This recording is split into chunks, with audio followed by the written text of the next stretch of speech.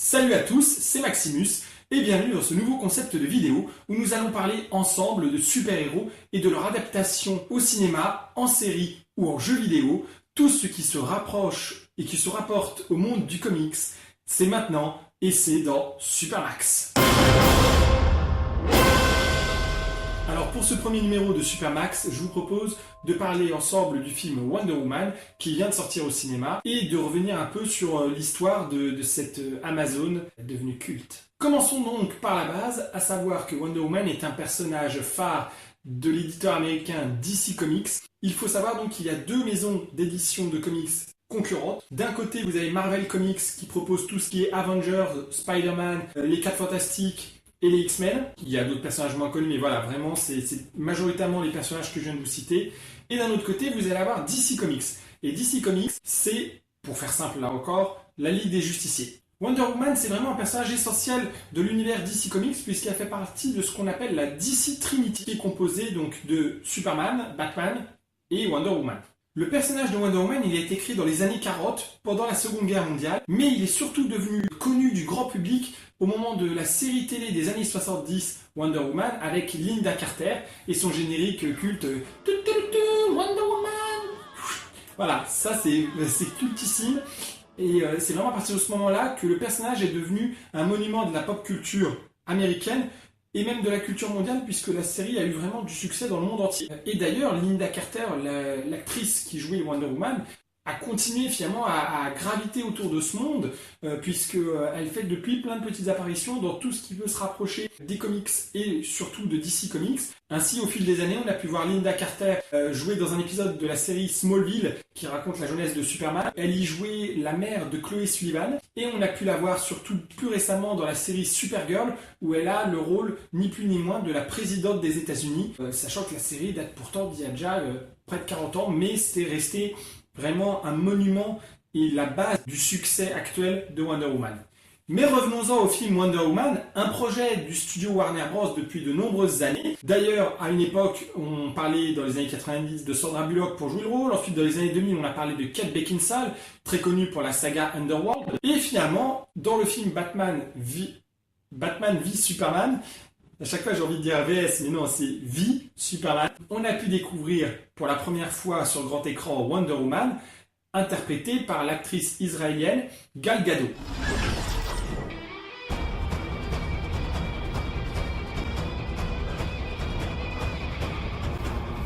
Gal Gadot, elle était surtout connue pour son rôle dans la saga Fast and Furious. Et c'est vrai qu'au moment où elle a été castée, il y a pas mal de gens, et moi le premier, qui avons critiqué l'apparence physique de l'actrice en comparaison du personnage. Soyons honnêtes, Wonder Woman, dans l'imaginaire collectif, est une femme avec les yeux clairs, je crois même bleus, les cheveux noirs, assez plantureuse. Et c'est vrai que quand tu vois Gal Gadot, c'est pas le premier nom qui te serait venu à l'esprit. Moi, personnellement, avec un pote, on avait tout de suite pensé plutôt à l'actrice Alexandra Daddario, que vous allez bientôt voir dans Baywatch, et que vous avez pu voir notamment dans True Detective, ou Percy Jackson, pour les plus anciens. Mais voilà, cette actrice-là, par exemple, Alexandra Daddario, c'est vrai qu'elle correspond plus à l'image qu'on se fait de Wonder Woman. Gal Gadot, c'est un choix assez osé en fait, quand on y pense, parce que elle correspond pas au physique. Et attention, là, à ce moment-là, quand des fans de comic book comme moi ont pu critiquer l'apparence de l'actrice, il y a eu toute une flopée de féministes qui sont arrivées en disant mais alors on réduit le personnage à sa poitrine, mais enfin voilà, il y a eu tout un côté genre mon Dieu, quelle bande de gros porcs, parce que c'était ce qui se disait dans les commentaires de publications Facebook et autres. Écoutez les filles, si demain je vous dis que l'acteur qui joue Loki devait au départ jouer Thor et qu'on lui a refusé le rôle de Thor parce qu'on lui a dit qu'il n'était pas assez musclé, ne me dites pas que quand vous voyez Chris Hemsworth, la première réaction que vous avez, c'est pas putain, ses bras, son torse. Non, c'est pour ça que vous aimez Thor. Si demain moi je joue Thor, vous n'allez pas aller voir le film. Donc la réaction qu'on a eue au physique annoncé de l'actrice qui allait jouer Wonder Woman était finalement assez logique. Mais je vous avoue que quand je suis allé voir Batman Superman, que j'ai trouvé très bien. Mais ça, c'est un autre sujet. J'en ferai sûrement une vidéo une autre fois sur le pour et le contre de ce film, sachant que j'en suis un grand fan. Quand j'ai vu le film, et quand tu la vois dans le film, elle a un petit rôle, mais elle apparaît peut-être, allez, 10 à 12 minutes dans tout le film. Mais tu as compris immédiatement pourquoi ils l'ont castée. Elle est vraiment très très bien dans ce rôle. Et tout de suite, c'est vrai que, après avoir vu ça, je savais qu'il y avait un film qui allait arriver, puisque maintenant ils annoncent les calendriers à l'avance, ce qui d'ailleurs pose un problème au niveau des spoils et au niveau du suspense dans les films, puisque comme tu sais qu'il va y avoir un film Wonder Woman, tu sais qu'elle va pas mourir quand tu regardes les scènes. Mais ça, c'est encore un autre souci. Quand j'ai vu ces scènes dans Batman vs Superman, je me suis dit, mais j'ai vraiment hâte de voir un film complet sur cette histoire, sur l'histoire de Wonder Woman, parce que c'est une histoire qui est vraiment intéressante. Et en même temps, c'est une histoire où il y a deux grosses visions différentes de ses origines. Alors, pour les origines du film, ils ont décidé de se baser sur une des nombreuses versions de l'univers DC Comics. Il faut savoir que DC Comics, tous les 10-15 ans, ils renouvellent entièrement l'origine de leur univers.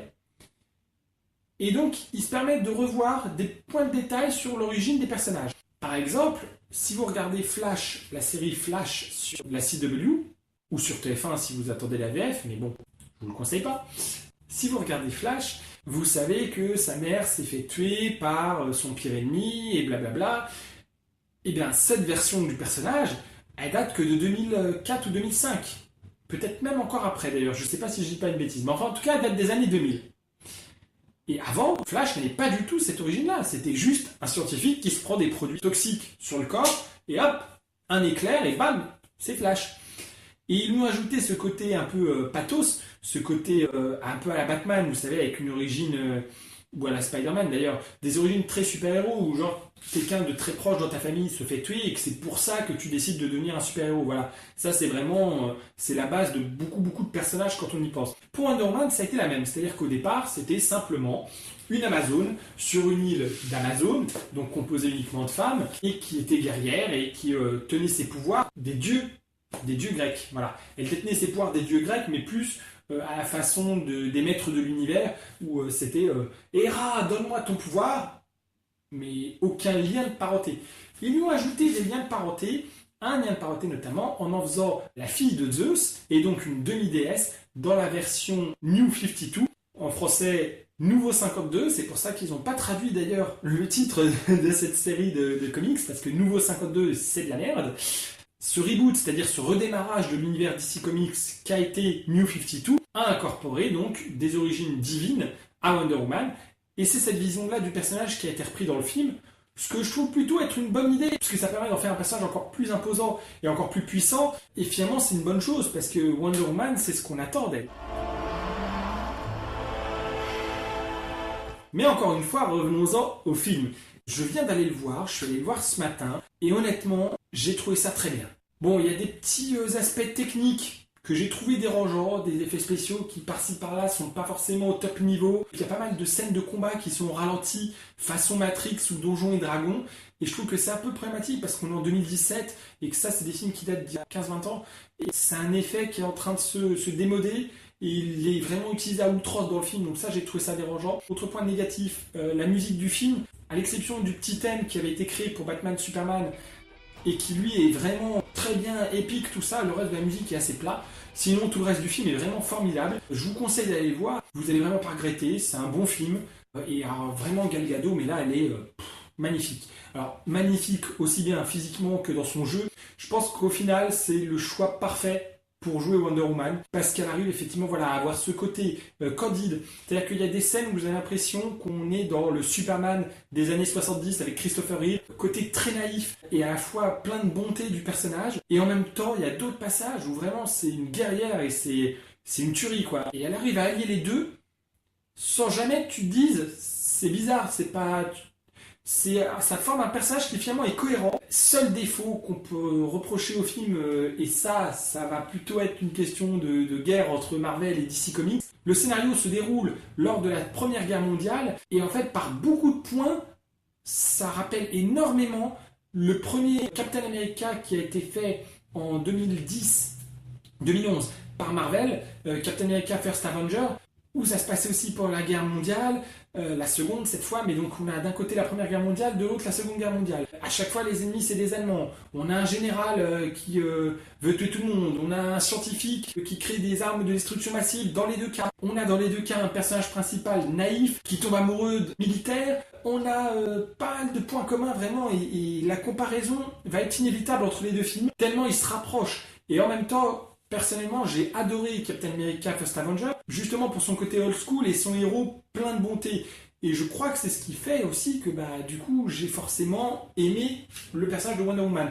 En tout cas, ce qui est une bonne chose pour le DC Extended Universe, c'est-à-dire l'univers DC qui est en train de se construire au cinéma avec Man of Steel, Batman, Superman et maintenant Suicide Squad. Ces 4 films avec Wonder Woman forment le début d'un nouvel univers. Un univers qui va se poursuivre en 2018 avec la Ligue des Justiciers, le film Justice League. Et pour une fois, la critique a vraiment bien reçu le film Wonder Woman et c'est tant mieux. Parce que je trouve que cet univers est vraiment prometteur et je trouve que c'est une bonne chose pour DC puisqu'il propose vraiment un univers qui est complètement différent de ce que propose Marvel avec son Marvel Cinematic Universe, avec les Avengers qui sont plus sur un côté familial et humoristique. Et là, on a quelque chose de beaucoup plus sombre et adulte, tout en restant dans le divertissement, puisque faut pas oublier que le comics c'est du divertissement, mais faut pas non plus penser que le comic book et les super-héros ne s'adressent qu'aux enfants. C'est pas le cas, et je trouve que c'est là où ils sont très forts d'ici, c'est qu'ils arrivent à faire des films qui sont assez complexes finalement, et je trouve que Marvel, notamment au cinéma, devrait s'inspirer un peu plus d'eux, parce que à force de faire des films où ils enchaînent les blagues,